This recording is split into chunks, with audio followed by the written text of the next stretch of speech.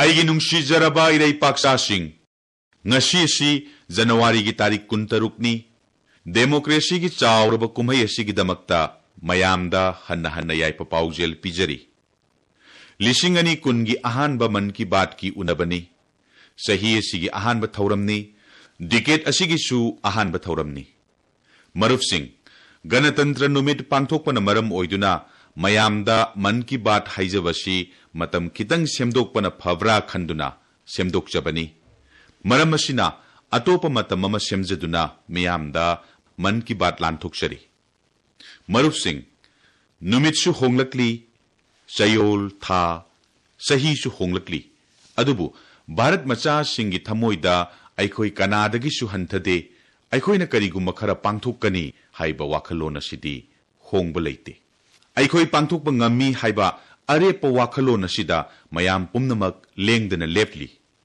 ꯂꯩꯕꯥꯛ ꯑꯃꯗꯤ ꯁꯃꯥꯖꯒꯤꯗꯃꯛꯇ ꯀꯔꯤꯒꯨꯝꯕ ꯈꯔ ꯄꯥꯡꯊꯣꯛꯂꯝꯕꯒꯤ ꯋꯥꯈꯜꯂꯣꯟ ꯑꯁꯦ ꯍꯥꯟꯅꯗꯒꯤ ꯍꯦꯟꯅ ꯀꯟꯁꯤꯜꯂꯛꯂꯤ꯫ ꯃꯔꯨꯞꯁꯤꯡ, ꯃꯟ ꯀꯤ ꯕꯥꯠꯀꯤ ꯄ꯭ꯂꯦꯠꯐꯣꯔꯝ ꯑꯁꯤꯗ ꯑꯩꯈꯣꯏ ꯑꯃꯨꯛ ꯍꯟꯅ ꯄꯨꯜꯂꯔꯦ꯫ ꯑꯅꯧ ꯑꯅꯧꯕ ꯍꯤꯔꯝꯁꯤꯡꯗ ꯅꯩꯅꯕꯒꯤ ꯂꯣꯏꯅꯅ ꯏꯔꯩꯕꯥꯛꯆꯥꯁꯤꯡꯒꯤ ꯑꯅꯧ ꯑꯅꯧꯕ ꯄꯥꯟꯗꯝ ꯐꯪꯂꯛꯄꯕꯨ ꯍꯔꯥꯎꯕ ꯐꯣꯡꯗꯣꯛꯄ ꯑꯣꯏꯅ, ꯚꯥꯔꯠꯀꯤ ꯃꯥꯏ ꯄꯥꯛꯄꯕꯨ ꯍꯔꯥꯎꯕ ꯐꯣꯡꯗꯣꯛꯄ ꯑꯣꯏꯅ ꯃꯟ ꯀꯤ ꯕꯥꯠ ꯑꯁꯦ ꯄꯨꯟꯅ ꯁꯔꯨꯛ ꯌꯥꯃꯤꯟꯅꯕ, ꯑꯅꯧꯕ ꯇꯝꯕ ꯑꯃꯗꯤ ꯄꯨꯟꯅ ꯆꯥꯎꯈꯠꯃꯤꯟꯅꯕꯒꯤ ꯑꯐꯕ ꯑꯃꯗꯤ ꯑꯔꯥꯏꯕ ꯄ꯭ꯂꯦꯠꯐꯣꯔꯝ ꯑꯃ ꯑꯣꯏꯔꯦ꯫ ꯊꯥ ꯈꯨꯗꯤꯡꯒꯤ ꯃꯤꯑꯣꯏ ꯂꯤꯁꯤꯡ ꯀꯌꯥꯅ ꯃꯈꯣꯏꯒꯤ ꯋꯥꯈꯜꯂꯣꯟ, ꯃꯈꯣꯏꯅ ꯍꯣꯠꯅꯖꯕ, ꯃꯈꯣꯏꯅ ꯐꯪꯂꯛꯄ ꯋꯥꯈꯜ ꯁꯤꯌꯔ ꯇꯧꯔꯤ꯫ ꯃꯗꯨꯗꯒꯤ ꯁꯃꯥꯖꯅ ꯀꯔꯤꯒꯨꯝꯕ ꯈꯔ ꯄꯥꯡꯊꯣꯛꯄꯒꯤ ꯋꯥꯈꯜ ꯐꯪꯂꯤ꯫ ꯑꯁꯤꯒꯨꯝꯕ ꯋꯥꯈꯜꯁꯤꯡꯁꯤꯗꯒꯤ ꯃꯤꯑꯣꯏꯁꯤꯡꯒꯤ ꯇꯣꯉꯥꯟꯕ ꯍꯣꯠꯅꯖꯕꯁꯤꯡ ꯑꯗꯨꯒꯤ ꯃꯔꯝꯗ ꯅꯩꯅꯕꯒꯤ ꯈꯨꯗꯣꯡꯆꯥꯕꯗꯨ ꯐꯪꯖꯩ꯫ ꯀꯅꯥ ꯑꯃꯅ ꯄꯥꯡꯊꯣꯛꯇꯨꯅ ꯎꯠꯂꯦ꯫ ꯑꯗꯨꯗꯤ ꯑꯩꯈꯣꯏꯁꯨ ꯄꯥꯡꯊꯣꯛꯄ ꯉꯝꯃꯤꯅ꯫ ꯋꯥꯐꯝ ꯑꯁꯤꯕꯨ ꯂꯩꯕꯥꯛ ꯁꯤꯟꯕ ꯊꯨꯡꯅ ꯅꯩꯅꯗꯨꯅ ꯑꯆꯧꯕ ꯑꯍꯣꯡꯕ ꯑꯃ ꯄꯨꯔꯛꯄ ꯉꯝꯒꯗ꯭ꯔꯥ? ꯃꯗꯨꯕꯨ ꯁꯃꯥꯖꯒꯤ ꯍꯩꯅꯕꯤ, ꯆꯠꯅꯕꯤ ꯑꯃ ꯑꯣꯏꯅ ꯂꯧꯁꯤꯟꯗꯨꯅ ꯑꯍꯣꯡꯕ ꯑꯗꯨ ꯂꯦꯡꯗꯅ ꯊꯝꯕ ꯉꯝꯒꯗ꯭ꯔꯥ? ꯑꯁꯤꯒꯨꯝꯕ ꯋꯥꯍꯪꯁꯤꯡ ꯑꯁꯤꯒꯤ ꯄꯥꯎꯈꯨꯝ ꯊꯤꯗꯨꯅ ꯂꯥꯛꯄꯅ ꯃꯟ ꯀꯤ ꯕꯥꯠꯇ ꯑꯥꯄꯤꯜ ꯈꯔ, ꯍꯥꯏꯖꯕ ꯈꯔ ꯑꯃꯗꯤ ꯀꯔꯤꯒꯨꯝꯕ ꯈꯔ ꯄꯥꯡꯊꯣꯛꯇꯨꯅ ꯎꯠꯅꯕꯒꯤ ꯑꯔꯦꯞꯄ ꯋꯥꯈꯜꯒꯤ ꯄꯔꯤꯡ ꯑꯁꯦ ꯂꯥꯛꯂꯤ꯫ ꯍꯧꯈꯤꯕ ꯆꯍꯤ ꯀꯌꯥ ꯑꯁꯤꯗ ꯑꯩꯈꯣꯏꯅ ꯑꯄꯤꯛꯄ ꯋꯥꯐꯝ ꯈꯔꯗ ꯋꯥꯔꯦꯞ ꯂꯧꯗꯨꯅ ꯂꯥꯛꯂꯤ꯫ ꯃꯗꯨꯗꯤ ꯅꯣ ꯇꯨ ꯁꯤꯡꯒꯜ ꯌꯨꯖ ꯄ꯭ꯂꯥꯁꯇꯤꯛ, ꯈꯥꯗꯤ ꯑꯃꯗꯤ ꯏꯔꯝꯗꯝꯒꯤ ꯄꯣꯠꯊꯣꯛ ꯂꯩꯕꯒꯤ ꯋꯥꯐꯝ, ꯂꯨ ꯅꯥꯟꯅꯕꯒꯤ ꯋꯥꯐꯝ, ꯏꯆꯥꯅꯨꯄꯤꯁꯤꯡꯕꯨ ꯏꯀꯥꯏ ꯈꯨꯝꯅꯕ ꯑꯃꯗꯤ ꯃꯈꯣꯏꯒꯤ ꯃꯔꯝꯗ ꯆꯥꯎꯊꯣꯛꯅ ꯅꯩꯅꯕ, ꯂꯦꯁ ꯀꯦꯁ ꯏꯀꯣꯅꯣꯃꯤꯒꯤ ꯃꯥꯌꯣꯟ ꯑꯃꯗꯤ ꯃꯁꯤꯕꯨ ꯁꯧꯒꯠꯄ, ꯑꯁꯤꯒꯨꯝꯕ ꯌꯥꯝꯈ꯭ꯔꯕ ꯋꯥꯔꯦꯞ ꯑꯁꯦ ꯑꯩꯈꯣꯏꯒꯤ ꯃꯟ ꯀꯤ ꯕꯥꯠ ꯑꯁꯤꯗꯒꯤ ꯑꯣꯏꯈꯤꯕꯅꯤ꯫ ꯑꯗꯨꯒ ꯃꯁꯤꯕꯨ ꯄꯥꯡꯒꯜ ꯍꯥꯞꯂꯤꯕꯗꯤ ꯑꯗꯣꯝ ꯃꯌꯥꯝꯅꯅꯤ꯫ ꯑꯩꯍꯥꯛꯅ ꯅꯨꯡꯁꯤꯖꯈ꯭ꯔꯕ ꯆꯤꯊꯤ ꯑꯃ ꯐꯪꯖꯩ ꯕꯤꯍꯥꯔꯗꯒꯤ ꯁ꯭ꯔꯤꯃꯥꯟ ꯁꯩꯂꯦꯁꯇꯒꯤ꯫ ꯇꯁꯦꯡꯕꯗꯤ ꯃꯍꯥꯛ ꯍꯧꯖꯤꯛ ꯕꯤꯍꯥꯔꯗ ꯂꯩꯇ꯭ꯔꯦ꯫ ꯃꯍꯥꯛ ꯗꯦꯜꯂꯤꯗ ꯂꯩꯗꯨꯅ NGO ꯑꯃꯗ ꯊꯕꯛ ꯇꯧꯔꯤ ꯍꯥꯏꯅ ꯃꯍꯥꯛꯅ ꯇꯥꯛꯄꯤꯔꯛꯏ꯫ ꯃꯍꯥꯛꯅ ꯏꯕꯤꯔꯛꯏ, ꯃꯣꯗꯤꯖꯤ, ꯅꯍꯥꯛꯅ ꯃꯟ ꯀꯤ ꯕꯥꯠ ꯈꯨꯗꯤꯡꯗ ꯑꯥꯄꯤꯜ ꯈꯔ ꯇꯧꯏ꯫ ꯃꯗꯨꯗꯒꯤ ꯑꯩꯍꯥꯛꯅ ꯈꯔꯗꯤ ꯊꯕꯛ ꯑꯣꯏꯅ ꯄꯥꯡꯊꯣꯛꯈ꯭ꯔꯦ꯫ ꯍꯟꯗꯛꯀꯤ ꯅꯤꯡꯊꯝ ꯊꯥ ꯑꯁꯤꯗ ꯑꯩꯍꯥꯛꯅ ꯌꯨꯝꯗꯒꯤ ꯐꯤꯔꯣꯜ ꯈꯣꯝꯂꯒ ꯗꯔꯀꯥꯔ ꯂꯩꯕ ꯃꯤꯑꯣꯏꯁꯤꯡꯗ ꯌꯦꯟꯊꯣꯛꯈꯤ꯫ ꯃꯟ ꯀꯤ ꯕꯥꯠꯇ ꯍꯥꯏꯈꯤꯕ ꯋꯥꯐꯝ ꯀꯌꯥ ꯑꯩꯅ ꯊꯕꯛ ꯑꯣꯏꯅ ꯄꯥꯡꯊꯣꯛꯂꯤ꯫ ꯑꯗꯨꯕꯨ ꯑꯃꯨꯛ ꯇꯞꯅ ꯑꯩꯅ ꯋꯥꯐꯝ ꯈꯔ ꯀꯥꯎꯊꯣꯛꯈ꯭ꯔꯦ꯫ ꯑꯩꯍꯥꯛꯅ ꯑꯅꯧꯕ ꯆꯍꯤꯅ ꯂꯥꯛꯄꯁꯤꯗ ꯃꯟ ꯀꯤ ꯕꯥꯠꯇ ꯆꯥꯔꯇꯔ ꯑꯃ ꯁꯦꯝꯂꯦ꯫ ꯃꯁꯤꯗ ꯋꯥꯐꯝ ꯀꯌꯥ ꯄꯔꯦꯡ ꯂꯦꯡꯗꯨꯅ ꯊꯝꯂꯤ꯫ ꯃꯤꯑꯣꯏ ꯀꯌꯥꯅ ꯑꯅꯧꯕ ꯆꯍꯤꯅ ꯂꯥꯛꯄꯗ ꯅ꯭ꯌꯨ ꯌꯔꯁ ꯔꯤꯖꯣꯂꯨꯁꯟ ꯁꯦꯝꯃꯤ꯫ ꯃꯣꯗꯤꯖꯤ, ꯃꯁꯤ ꯑꯩꯒꯤ ꯑꯅꯧꯕ ꯆꯍꯤꯒꯤ ꯁꯣꯁꯤꯌꯦꯜ ꯔꯤꯖꯣꯂꯨꯁꯟꯅꯤ꯫ ꯑꯩꯅ ꯈꯟꯕꯗ ꯄꯨꯝꯅꯃꯛ ꯑꯁꯤ ꯑꯄꯤꯛꯄ ꯋꯥꯐꯝ ꯉꯥꯛꯇꯅꯤ, ꯑꯗꯨꯕꯨ ꯑꯆꯧꯕ ꯑꯍꯣꯡꯕ ꯑꯃꯗꯤ ꯃꯁꯤꯅ ꯄꯨꯔꯛꯄ ꯉꯝꯃꯤ꯫ ꯆꯥꯔꯇꯔ ꯑꯁꯤꯗ ꯑꯗꯣꯝꯒꯤ ꯑꯣꯇꯣꯒ꯭ꯔꯥꯐ ꯄꯤꯔꯒ ꯑꯩꯉꯣꯟꯗ ꯑꯃꯨꯛ ꯍꯟꯅ ꯊꯥꯕꯤꯔꯛꯀꯦꯔꯥ? ꯁꯩꯂꯦꯁꯖꯤ, ꯑꯗꯣꯝꯕꯨ ꯍꯟꯅ ꯊꯥꯒꯠꯆꯔꯤ, ꯂꯣꯏꯅꯅ ꯌꯥꯏꯐ ꯄꯥꯎꯖꯦꯜ ꯄꯤꯖꯔꯤ꯫ ꯑꯗꯣꯝꯒꯤ ꯑꯅꯧꯕ ꯆꯍꯤꯒꯤ ꯔꯤꯖꯣꯂꯨꯁꯟꯒꯤꯗꯃꯛ ꯃꯟ ꯀꯤ ꯕꯥꯠꯀꯤ ꯆꯥꯔꯇꯔ ꯑꯁꯤ ꯌꯥꯝꯅ ꯏꯅꯣꯚꯦꯇꯤꯚ ꯑꯣꯏ꯫ ꯑꯩꯅ ꯃꯁꯤꯗ ꯑꯩꯒꯤ ꯌꯥꯏꯐ ꯄꯥꯎꯖꯦꯜ ꯏꯔꯒ ꯑꯗꯣꯝꯒꯤ ꯃꯐꯝꯗ ꯑꯃꯨꯛ ꯍꯟꯅ ꯁꯣꯏꯗꯅ ꯊꯥꯖꯔꯛꯀꯦ꯫ ꯃꯔꯨꯞꯁꯤꯡ, ꯃꯥꯒꯤ ꯃꯟ ꯀꯤ ꯕꯥꯠꯀꯤ ꯆꯥꯔꯇꯔ ꯑꯁꯤ ꯄꯥꯔꯨꯕꯗ ꯑꯩꯍꯥꯛ ꯄꯨꯡꯉꯛ ꯉꯛꯂꯦ꯫ ꯑꯣꯟꯊꯣꯛꯅ ꯌꯥꯝꯈ꯭ꯔꯕ ꯋꯥꯐꯝꯅꯤ꯫ ꯍꯦꯁꯇꯦꯛꯁ ꯑꯣꯟꯊꯣꯛꯅ ꯌꯥꯝꯈ꯭ꯔꯦ, ꯂꯣꯏꯅꯅ ꯑꯩꯈꯣꯏ ꯄꯨꯜꯂꯒ ꯄꯥꯡꯊꯣꯛꯅꯕꯁꯨ ꯍꯣꯠꯅꯈ꯭ꯔꯦ꯫ ꯑꯩꯈꯣꯏꯅ Sundays to Soldier pangthoktuna lanmisinga thamoigi mari fagathannaba hotnaki. Khadigi matangda Khadi for Nation, Khadi for Fashion pangthoktuna Khadigi pothokpu henna sitnaba hotnaki. Iramdamgi pothok leiba haiba wakhalon asi sagonnari. Aikoi fit oirabadi Bharat chu fit oire haiba wafam asina isa phabagi matangda ahongba wakhalon ama purakhi.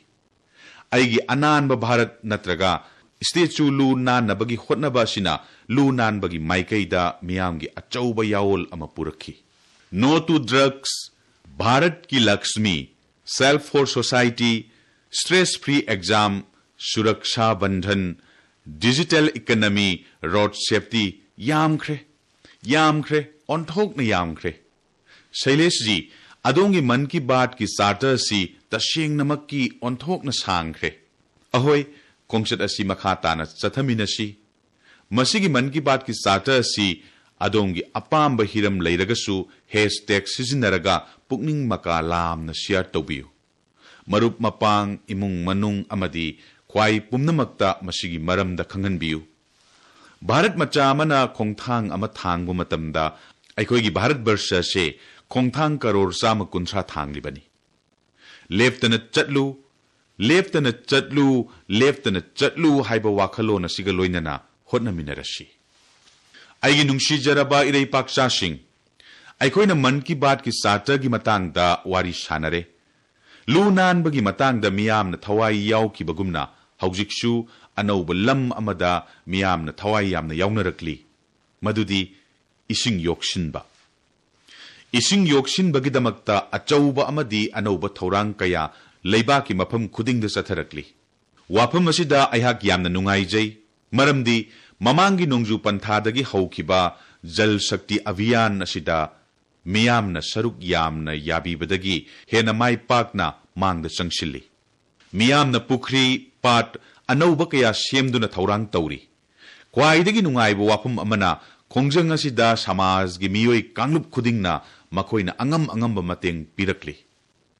Rajasthan gi Jalore jilada itihas kamari leinaba pukri ani Pata Hogdi amadi amot pa ising na pik thanduna layram labani.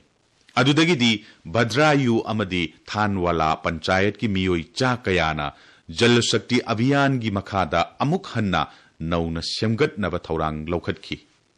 Nong taraktringay gi mamangda makhoina pukri sing aduda paisinduna layramba Pata Hogdi amot akai sing laikhom lainang sing adu sengdokle. Khongjang asigi damakta karana masana thabak yawki Karana selgi tengbang piki. Madugi mahai oina ngasidi pukri singado mafam madugi miyoi singadugi punsigi changdraba yadraba posak ama oire. Uttar Pradesh ki Barabanki dasu asiguma thawdok khara wari khara lairi.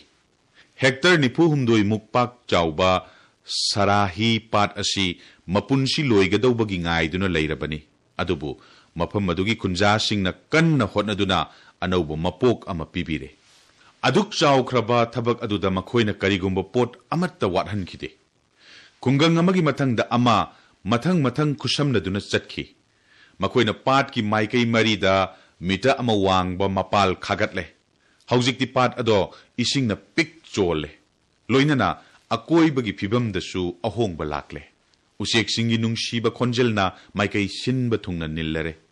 Uttarakhand gi Almora Haldwani highway da leiba Sunia Kot Kungang dasu miyamna saruk yabagi achauba kudam ama uri. Kungangi kunja singna isingi awaba si kokhananabagi damakta makhoi masana khultana ising yaurak hannabagi damakta lepnare. Kunja singna paisa khaijin plan sheme makhoi masana thabak sure chaurakna kilometer ama lapadagi pipe tingle. Pumping station semle adudagidi una chahi kun hena waramba awaba do kokle. Tamil Nadu dasu borwelbu nongi ising yokshin nanabagi pambai oina sijinnaba do aikoina uba phangle. Laibak pumbada ising yokshin nanabagi maramda masing thingamdraba wari kaya lairi. Masina anauba Bharat ama sembagi wakhalonda thauna hapli. Haujikti aikoigi Jal Shakti da mai pakpagi wari kaya tananabagi damak laibak pumba matum marang hauri. Aina mayamda haijari madudi ising yokshinbada adomna lawkiba thawdang-sing adugi wari photo amadi video na chingba adu #JalShakti4India da soidana share tawbiyu. Aigi nungsijaraba iraipaksasing thoidokna naha oiriba marufsing ngasi Man Ki Baat ki kuthangda Assam Sarkar amasung Assam gi miyamna sinduna Khelo India ningthina pangthokpa asida hanna thagatpa phongdokchari. Marufsing January 12 da Guwahati da ahum suba Khelo India Games mai pakna pangthoktuna loisinkhre. Masida Raja Singhdagi sanaroi lising taruk lomna saruk yaki. Sanabagi achauba kumhai asida anauba record marifu thugaikre. Aduga ayhakna yamna hena chauthokcharibana masida record yankhai tarukti aikhoigi isanupi singna thugaiki. Masi isanupi singi achauba mai pakpani. Ayhakna mai pakraba miyoi sing amadi saruk yakiba naha sing pumnamakpu yaipa paujel amadi nungaiba phongdokchari.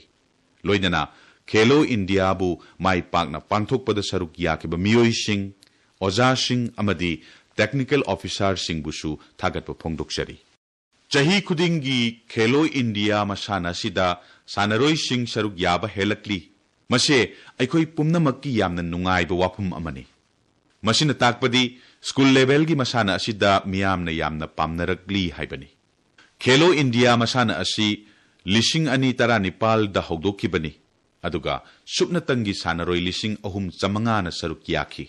Adubu subnatangi chahi ahum da sanaroi masing lising taruk henkre haibadi saruk ani helabagumbani. Masida sunatana subnatangi chahi ahum masida magun leiraba naha sanaroi lising ahum chani puthokle. Makhoi singi manungda awat pana pik thallaba lairaba imungi angang kaya yauri. Khelo India Games ta saruk yariba angang sing amadi makhoigi mama mapagi pukning chetpa lengdaba wakhal lasina Bharat macha khudingda anauba inot haplagani. Guwahati gi Purnima Mondal na Guwahati Municipal Corporation da shengba khotpagi thabak tauri. Adubu magi machanupi Malvika na football da machanupa Sujit na kho da aduga anisubu machanupa Pradip na hockey da asangi mahut sinduna sanari. Makhoigi thauna haisingba utli. Thoidokna chauthok chaningai oiba asigumba wari asiga manaba ama Tamil Nadu gi Jogananthan gi lokatpa yai. Mahak masamak biri yonbagi thabak tauba miyoini. Mahaki machanupi Purnashiri na weightlifting da sanagi takaman lauraga miyamgi thamoi joy taure. Ayhakna David Beckham gi ming palakpada miyamna international footballer dura haina suksoi soidan hairakani. Miyamna khangbigadaba amadi aikhoi gisu David Beckham ama leire. Mahakna Guwahati gi Youth Games da cycling masana da sanagi takaman lauki. Ayhakna Andaman Nicobar chatlubada khanglaki. Car Nicobar ithatta leiba David ase angang oiringaida mama mapa kainakre. Mahaki makhurana footballer oihanningbadagi mahaki maming afaubo footballer amagi maming thonki. Adubu mahaki pukningdadi cycling gi apamba leiki. Khelo India gi scheme gi damak mahakpu khanki. Aduga mahakna cycling da anauba record ama semba ngamki. Bhiwani dagi Prasanta Singh Kanhayana pole vault tamasagi national record thugaire. Sahi taramapal surba Prasant Lomi gi imung amadagini. Mayamna yamna ngakadaba wafum amana Prasantna pole vault ki practice ase lengoi mathakta tauki.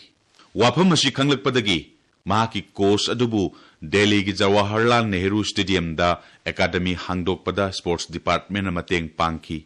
Haujik Prasant mafam maduda training tauri. Karigumba pibam amatta da maithiba yade haibagi inot ama Mumbai gi Karina Santaka gi wari na piri.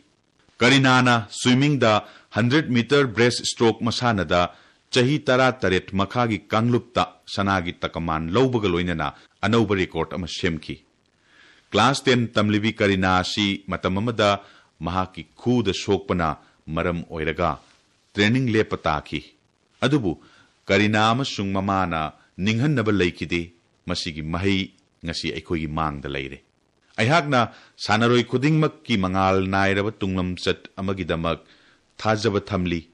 ꯃꯁꯤꯒ ꯂꯣꯏꯅꯅ ꯑꯩꯍꯥꯛꯅ ꯏꯔꯩꯄꯥꯛꯆꯥ ꯈꯨꯗꯤꯡꯃꯛꯀꯤ ꯃꯥꯏꯀꯩꯗꯒꯤ ꯃꯈꯣꯏꯒꯤ ꯑꯍꯜ ꯂꯃꯟꯁꯤꯡꯕꯨ ꯏꯀꯥꯏ ꯈꯨꯝꯅꯕ ꯎꯠꯆꯔꯤ ꯃꯈꯣꯏꯅ ꯏꯃꯨꯡꯒꯤ ꯂꯩꯇ ꯂꯥꯏꯔꯅ ꯃꯔꯝ ꯑꯣꯏꯔꯒ ꯑꯉꯥꯡꯁꯤꯡ ꯑꯁꯤꯒꯤ ꯇꯨꯡꯒꯤ ꯄꯨꯟꯁꯤꯗ ꯑꯄꯟꯕ ꯑꯣꯏꯍꯟꯈꯤꯗꯦ ꯖꯥꯇꯤꯒꯤ ꯑꯣꯏꯕ ꯁꯥꯟꯅ ꯈꯣꯠꯅꯕ ꯆꯥꯡꯗꯝꯅꯕ ꯀꯌꯥꯒꯤ ꯈꯨꯠꯊꯥꯡꯗ ꯁꯥꯟꯅꯔꯣꯏꯁꯤꯡ ꯑꯁꯤꯅ ꯃꯈꯣꯏꯒꯤ ꯍꯩꯁꯤꯡꯕ ꯎꯠꯆꯅꯕꯒꯤ ꯈꯨꯗꯣꯡꯆꯥꯕ ꯐꯪꯕꯒ ꯂꯣꯏꯅꯅ ꯑꯇꯣꯞꯄ ꯔꯥꯖ꯭ꯌꯁꯤꯡꯒꯤ ꯆꯠꯅꯂꯣꯟꯆꯠꯁꯨ ꯈꯪꯕ ꯉꯝꯃꯤ ꯃꯔꯝ ꯑꯗꯨꯅ ꯑꯩꯈꯣꯏꯅ ꯈꯦꯂꯣ ꯏꯟꯗꯤꯌꯥ ꯌꯨꯠ ꯒꯦꯝꯁꯀꯤ ꯃꯑꯣꯡꯗ ꯆꯍꯤ ꯈꯨꯗꯤꯡꯒꯤ ꯈꯦꯂꯣ ꯏꯟꯗꯤꯌꯥ ꯌꯨꯅꯤꯚꯔꯁꯤꯇꯤ ꯒꯦꯝꯁ ꯄꯥꯡꯊꯣꯛꯅꯕ ꯋꯥꯔꯦꯞ ꯂꯧꯔꯦ ꯃꯔꯨꯞꯁꯤꯡ ꯃꯃꯥꯡꯒꯤ ꯊꯥ ꯐꯦꯕ꯭ꯔꯨꯋꯥꯔꯤꯒꯤ 12ꯗꯒꯤ ꯃꯥꯔꯆ 1 ꯐꯥꯎꯕ ओडिशागी कटक अमसुंग भुवनेश्वरदा अहानबा खेलो इंडिया यूनिवर्सिटी गेम्स पांगथोकदौरी मसिदा सरुक यानबगीदमक सानरोइसिंग 3,000 हेन्ना क्वालिफाई तौरे नुंगसिरबा इरैपाक्चासिंग परीक्षागी मतम लाक्ले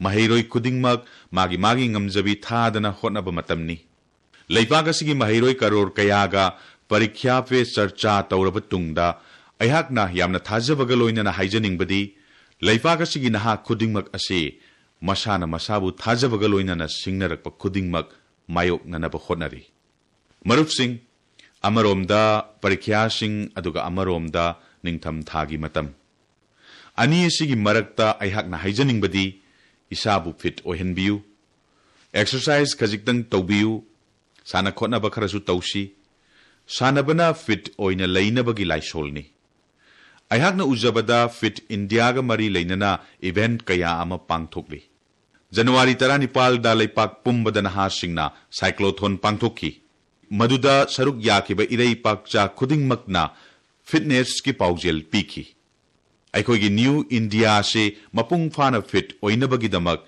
होटनरिबसिंग असे थोइदोकना पुकनिंग थौगनिंगाई ओइरी ममांगी चहीगी नवेंबर थादा हौदोखिबा फिट इंडिया स्कूल कैंपेन असिसु हौजिक फाउबदा माई फजना पाकले अइंगोंदा हाइरकपगी मतुंगिना हौजिक फाउबदा स्कूल 45 हेनबना ऑनलाइन रजिस्ट्रेशन तौरगा फिट इंडिया स्कूल की सर्टिफिकेट फंखरे अयहाकना लैपाक असिगी लेमहौरिबा स्कूल सिंगदेसु हाइजनिंगबदी फिजिकल एक्टिविटी अमसुंग सानबबु महै तंबगा लोइनबिदुना फिट स्कूल अमा सोइदना ओहनबियु मसिगा लोइनना अयहाकना इरैपाकचा खुदिंगमक्ता हाइजनिंगबदी इसागी पुंसीदा फिजिकल एक्टिविटी यामना तौबियु नुमित खुदिंगी इसा इतंता निंगसिंगबियु अइखोइ फिट ओइरबदी इंडिया फिट ओइरे नुंगसिरबा इरैपाकचासिंग चयोल अनेगी ममांगदा अइखोइगी भारत की तोंगान तोंगानबा सरुकसिंगदा तोंगान तोंगानबा कुमहै कया पांगथोकी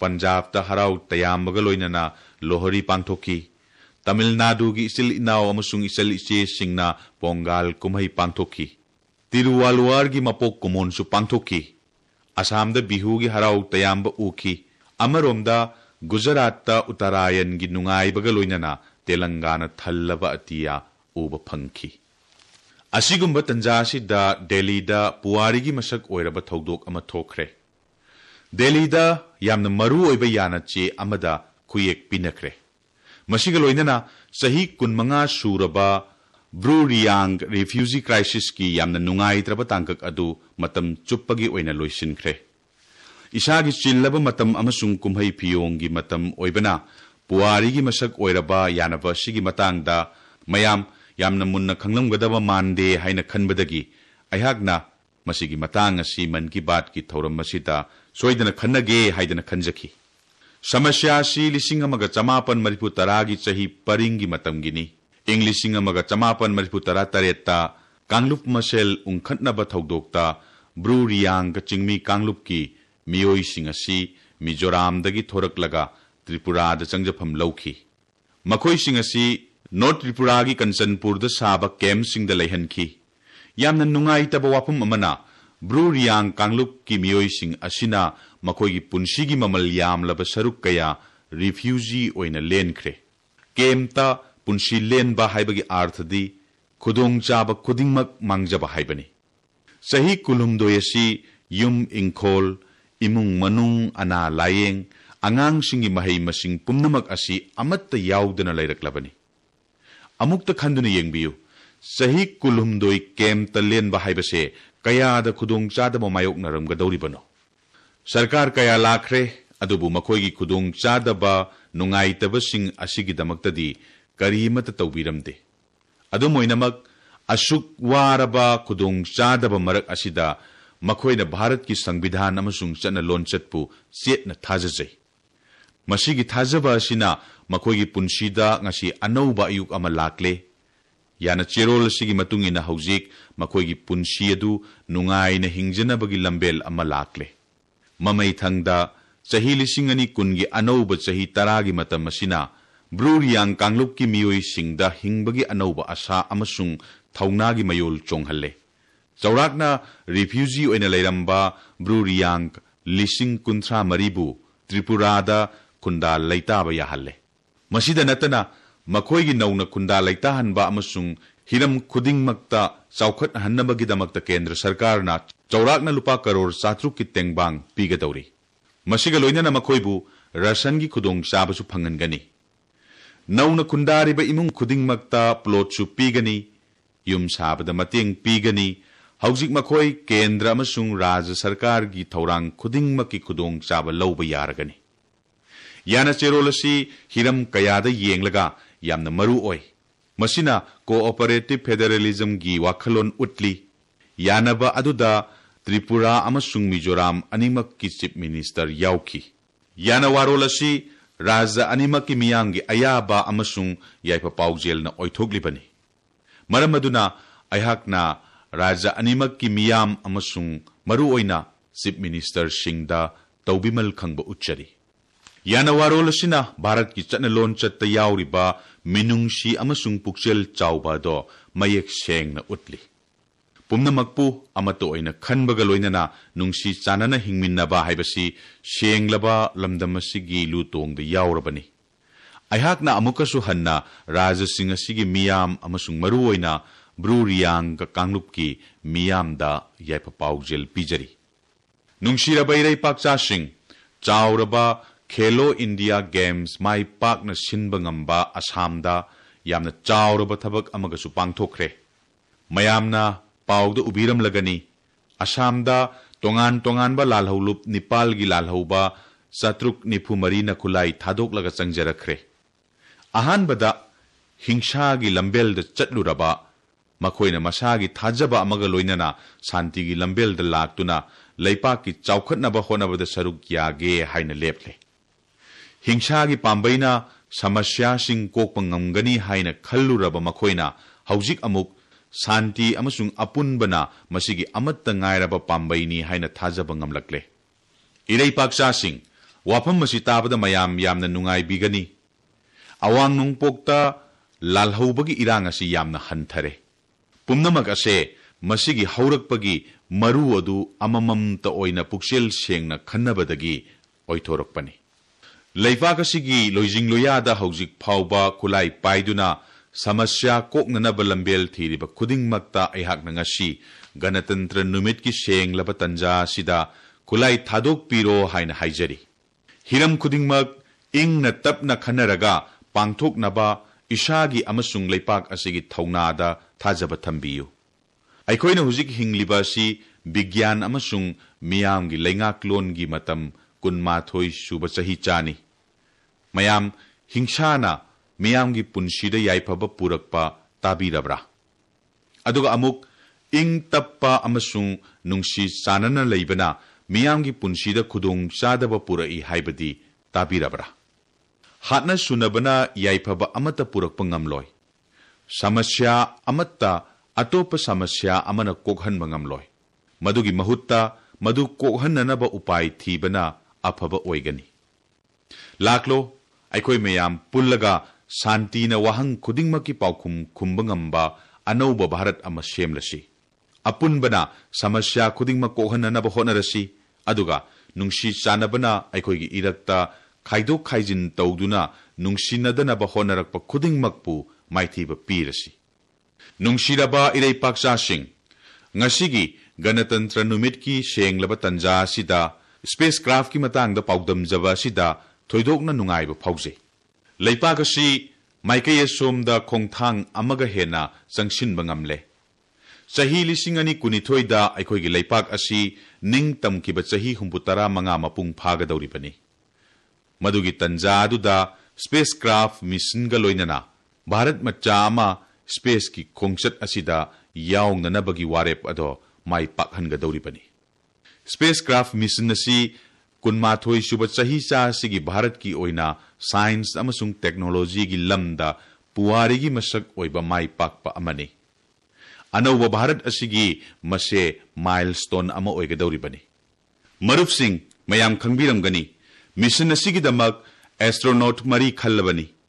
Naha mari mak asi Indian Air Force ki pilot ni. Thauna lairaba naha mari asi Bharat ki hai singba thauna lingjen amasung manglan gi kudam ni. Aikoi gi marup mari asi yamna thuna training gi damak Russia da chatka dawribani. Aina thazai mase Bharat amasung Russia gi marup mapang oiba amasung tengbang na bagi tangkak amasu oiga dawribani. Makhoi mapam maduda chahi ama hena training tawga dawribani. Masigi tungda laipak asigi ningjaba amasung pamjababu malang da paihan bagi thabak ado makhoi asigi maraktagi amana tawga dawribani. Ngasi Ganatantra Numit ki senglaba tanja asida naha mari amasung mission asiga loinana Bharat amasung Russia gi baigyanik amasung engineer singbu yaipa paujel pijari. Nungshiraba irei paksa sing mamangi Mars thada video amakak media amasung social media da yamna khanaki. Khanaki ba wafam di matau karamna chahi chama taret shurabi ima amana Rashtrapati Bhavan da pangthok pathauram amada protocol thugairaga changlaga Rashtrapati da yaipa paujel pikibage. Nupi edu Karnataka gi Salumarda thimakani. Mafam maduda mahak Brikhyama haibadi uwagi mama hairaga khangnabini. Aduga thauram maduna Padma Award yenthokpagi thauramni. Yamna chamba imung amadagi haurakibi Thimaka gi thoidokpa thaudang bu leipak asina khangladuna mangonda ikai kumnaba utkhi mangonda Padma Shri gi ikai kumnaba pikhi. Maruf Singh ngasi Bharat na mahaki athoiba miyoi singi damakta sauthokchaba phauri. Leipak asigi damak thobak tawbasingda ikai kumnaba utpada nungaiba phauri. Sahi khuding pangthokpagum ngarang numidang wairam Padma Award lauthokre. Ayak na haijaningbadi mayam na makoigi maramda soidena pabiyu makoigi thaudang sing amasung makoigi imung manunggi matangda khanabiyu. Padma Award lisingani kungi damak sahi asida miyoi lising nifu taruktagi henbana thajilaki. Mase sahi lisingani tara mariga yengnabada saruk kun helabani.